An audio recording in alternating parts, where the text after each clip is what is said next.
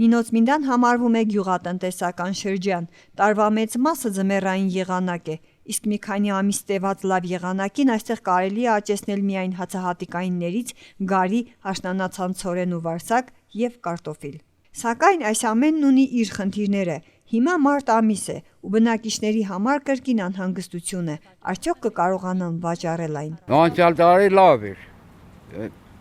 Ճիշտ է, թոնային էր, լավ է, վերքա հանեցինք։ Ինչ եմ, լարում տավի։ Այս տարի լավ էր, որ լարում տավինք։ Հիմի արդեն ելավ լարի 20, լարի 40, նայած քարտոլի, ինչ է կուտասկե։ Այս տարի կենաց ցանիմ դի, էլի մեկ 20-25 հոտ ցանիմ դի, այնք, եթե եղանակ դա,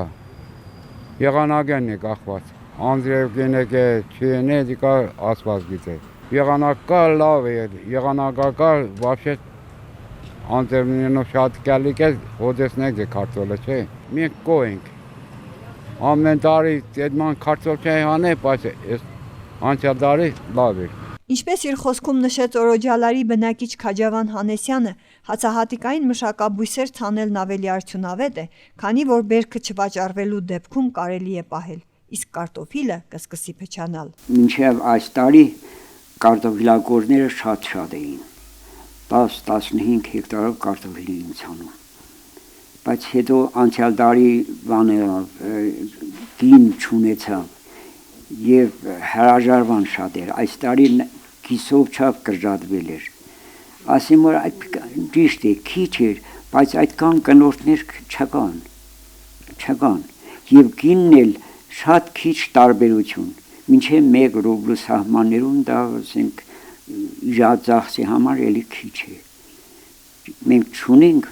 մենք չենք մշակում, մենակ տնամերձը մի քիչ, իսկ ով որ զբաղվում էր կարտոֆիլագործությամբ, նրանք էլ կրճատել են իրենց ցանքատարածությունը, երևի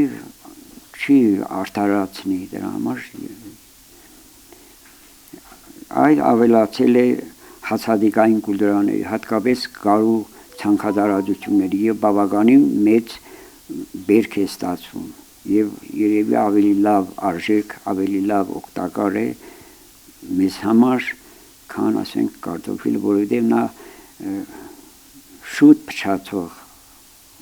ապրանք է, բերք է, ձմռանը հետո երկարակյաց չի, քիչ է դիմանում, իսկ հացահատիկը կարող է 1-2 թեկուզ կարի կամ ցորենը 2-3 տարի պահես, ոչինչ չի ստացվի։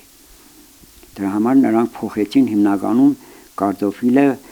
հացահատիկային կուլտուրաների մշակման։ Ամեն գարնան բացվելուն պես ջավախցին մեծ ոգևորությամբ սերմը հանձնում է հողին, ակնկալելով, որ տարվա վերջ կունենա մեծ օգուտ, բայց շատ հաճախ նա կանգնում է խնդրի առաջ, բայց այնուամենայնիվ հողագործին կերակրողը հողն է, իսկ ջավախցին երբեք չի հրաժարվի այն մշակելուց։